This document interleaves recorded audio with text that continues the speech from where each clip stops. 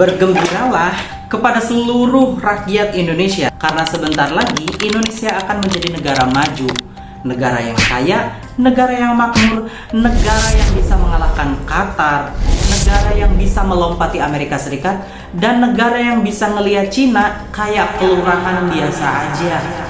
Assalamualaikum warahmatullahi wabarakatuh. Berjumpa lagi tentunya bersama saya Ihsan Patel di IPTV.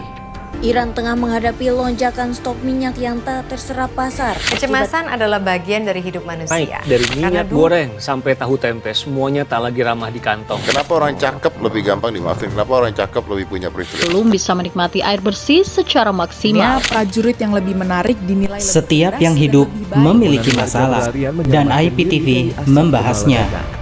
Saya pengen ngasih tahu ke kalian ya, ada salah satu ramalan yang kuat banget. Ramalan ini dari kitab kuno ya, dan ramalan ini juga sudah diprediksi oleh pakar telematika dunia. Dan ramalan ini juga sudah diselenggarakan di ajang kontes kecantikan manapun. Mohon maaf kalau omongan saya ngelantur, karena emang temanya sedikit ngehalu. tapi dari ngehalu ini, saya akan buat kalian memiliki wawasan dan ilmu pengetahuan tentang Indonesia, bahwa negara kita yang kaya raya ini, kaya raya dari sumber daya manusianya, dan kaya raya dari sumber alamnya, akan menjadi negara maju yang kalian inginkan. Tapi tenang aja nih, kita nggak usah kerja keras sebagai kuda sampai tipes.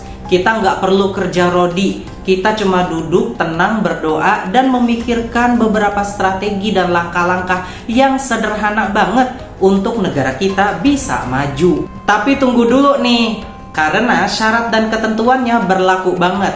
Nah, syarat dan ketentuan ini ringan banget, kecil banget, dan bisa banget kita jalanin. Yuk kita bahas. Kaya raya jalur sumbangan koruptor. Gak habis-habis kalau Indonesia sama dengan koruptor. Sebagaimana kita ketahui ya teman-teman, Indonesia ini adalah negara terbesar korupsinya. Kalau tidak salah urutan keempat atau urutan kelima deh di dunia. Dari sejak zaman Pak Harto sampai sekarang, urutan dan posisi tersebut turun. Cuma satu peringkat doang, Di bawah Zimbabwe. Akan tetapi hal ini memang kadang-kadang sih naik turun ya. Kadang di posisi 3, kadang di posisi 4, kadang di posisi 3, kadang di posisi 1. Nah, kayak gitu. Tapi tenang aja, mari kita menghalu-halu Bandung ya. Mari nih kita hitung-hitungan secara logika matematika dasar aja deh. Negara Indonesia ini kan negara yang kaya banget akan sumber daya alamnya. Nah, kekayaan batu bara, nikel, dan beberapa hutan, kayu, emas, tambang perak, semuanya itu ada di Indonesia. Akan tetapi kadang rakyatnya gini-gini aja, kadang warganya gitu-gitu aja. Nah, yang membuat begini nih apa sih? Ternyata jawabannya adalah korupsi alias koruptor itu udah merajalela nih dari Sabang sampai Merauke, dari lapisan yang paling atas sampai lapisan yang paling bawah. Nah, kalau para koruptor ini mendadak kena penyakit amnesia, tiba-tiba lupa berjamaah dan tobat berjamaah, dan mereka mentransfer seluruh uangnya, baik uangnya yang udah ditransfer ke keluarganya atau uang yang udah ditransfer ke ani-aninya itu kemudian ditransfer ke negara. Bayangin aja, APBN kita menjadi surplus dan anak-anak bisa makan bergizi gratis tanpa harus mengganggu APBN dan potongan APBN yang gede. Kemudian jalanan yang tadinya lobang di provinsi gue di Lampung, ternyata tiba-tiba jadi mulus aja seperti itu. Dan beberapa rakyat miskin, pengemis kayaknya udah nggak ada lagi deh. Tapi ingat, kalau itu koruptornya berpikir tentang negara dan pahala serta dosa, surga atau neraka. Kenyataannya para koruptor di negeri ini atau di negeri Konoha ini masih memikirkan tentang perutnya dan enggak sadar-sadar. Ini PR-nya. Wah, kalau pintu masuk yang pertama ini susah, kayaknya kita harus ke pintu yang kedua deh. Apa itu pintu yang kedua? Mari yuk kita bahas juga. Mengatasi kemiskinan dengan logika sulap.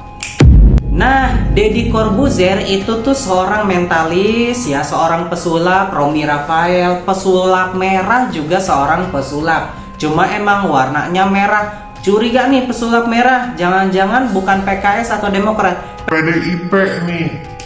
Nah, maksud saya adalah kita ubah yuk, kita sulap yuk cara mengatasi kemiskinan dan cara mengatasi sulitnya mendapatkan lapangan pekerjaan. Caranya gimana bang? Caranya adalah dengan kita ubah datanya. Jika standar kemiskinan di Indonesia kita ubah menjadi barang siapa yang tidak memiliki jet pribadi maka dia miskin, kita semua menjadi rakyat yang kaya. Itulah yang dilakukan oleh pemerintah dari suatu negara yang jauh di sana ya. Kayaknya bukan Indonesia deh. Jadi standar kemiskinannya itu diturunin. Bank Dunia mengatakan standar kemiskinan dari rakyat suatu negara adalah dengan memiliki pendapatan di bawah $6. Kalau di atas $6 katanya sih udah cukup lumayan menengah. Saya nggak tahu ya $6 itu berapa, kaliin aja deh sendiri. Tapi pinternya negara kita standar kemiskinannya adalah barang siapa yang belanjanya itu Rp11.000 sehari maka itu miskin. Tapi kalau belanjanya itu Rp50.000, Rp100.000 per hari itu mah masuk ke dalam kategori ekonomi menengah. Tuh kan datanya yang dirubah, kan enak. Jadinya kayak sulap tuh, jegang. Sebab kalau pakai cara normal nih, nyediain lapangan kerja, ngeratain bansos tanpa dipotong pamanpos, atau naikin upah buruh, itu mah terlalu arus utama. Terlalu melelahkan deh buat para pemangku kebijakan. Lagian ketimpangan sosial itu kan seni. Bayangin kalau di Jakarta nggak ada pemandangan gedung pencakar langit yang sebelahnya langsung dengan perumahan kumuh yang beratap seng. Estetikanya tuh kontrasnya hilang. Nggak ada lagi nih bahan buat fotografer bule bikin konten The Two Faces of Jakarta, katanya sih gitu. Kita harus ngejaga kearifan lokal yang model gini nih. Estetik rendah. Itu mah cuma kurang hiburan doang. Nih ya, sering banget netizen itu mengkaitkan netizen Indonesia ini sebagai netizen dengan SDM paling rendah sedunia. Surveinya sih nomor urut 36 dari 40 negara berliterasi tinggi. Ya Allah ya Robbi. Indonesia nih bisa loh memiliki SDM unggul jika algoritma media sosialnya kita ganti menjadi Bedah buku fisika kuantum, tuh rasain. Tapi jujur aja nih, kalau modelannya begitu kayaknya nggak akan ada yang nonton deh. Siapa sih yang mau nonton bedah buku? Mending juga ngeliat manusia silver dan juga orang-orang joget di lampu merah dan tawuran ketika hajatan. Kayaknya lebih greget dan lebih seru nontonin yang modelan begituan. Kesimpulan yang sangat realistis. Jadi kesimpulannya gimana nih teman-teman? Apakah Indonesia ini bisa banget menjadi negara maju? Jawabannya bisa banget. Ketika masalah-masalah tadi di atas hilang dengan sekejap karena adanya keajaiban Dari mak lampir. Nggak perlu nyari kerjaan, nggak perlu basmi koruptor, nggak perlu gedung KPK. Kita hanya duduk manis di depan masjid berdoa menurut agama dan kepercayaannya masing-masing. Ini membuat kita menjadi lebih dekat dengan Tuhan karena spiritualitas kita makin meningkat. Coba pikirkan secara logika, kalau kalian punya logika, kalau kalian punya pikiran. Negara kita akan dibawa kemana sih? Seandainya setiap hari di televisi berita koruptor itu tidak ada, berita tentang konflik politik itu tidak ada. Sudahi diskusi kalian, sudahi menghayal kalian, sudahi marah-marah kalian di sosial media. Kalian jika tidak bisa membantu 10 orang, bantulah 5 orang. Kalau tidak bisa juga membantu 5 orang, bantulah 3 orang. Kalau tidak bisa bantu 3 orang, bantulah 1 orang. Kalau tidak bisa juga bantu 1 orang, minimal kalian tidak merepotkan orang lain. Ini konsep sederhana teman-teman, agar negara kita maju, tentram, damai, dan juga aman. Mari sama-sama kita ciptakan keamanan, kita ciptakan pendidikan yang berbasis agama, berbasis sains, berbasis sosial, dengan penuh wawasan yang amat sangat terbuka.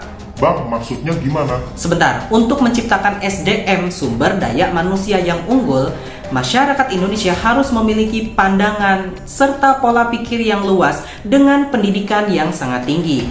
Dengan demikian kita bisa mengolah sumber daya manusia, kita bisa mengolah sumber daya alam, dan kita bisa mengolah alam ini dengan penuh hikmah dan dengan tata cara yang baik sesuai dengan undang-undang yang sudah ditetapkan oleh pemangku kekuasaan. Nah, kalian masih optimis nggak sih kalau negara kita akan menjadi negara maju?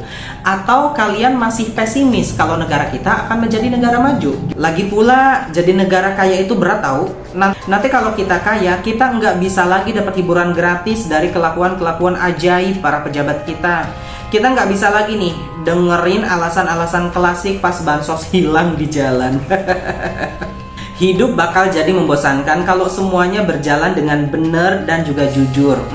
Yaudah, itu aja dari gue. Yuk sama-sama berpikir kritis, menjadikan negara ini maju dan menjadikan rakyat kita berpendidikan tinggi dengan kita memiliki wawasan yang luas, terus belajar hal-hal yang baru, dan tentunya selalu mengawasi ya para pejabat yang omongannya sama kelakuannya aneh-aneh. Akhir kata, gue Ihsan Patel dan pamit undur diri. Assalamualaikum warahmatullahi wabarakatuh.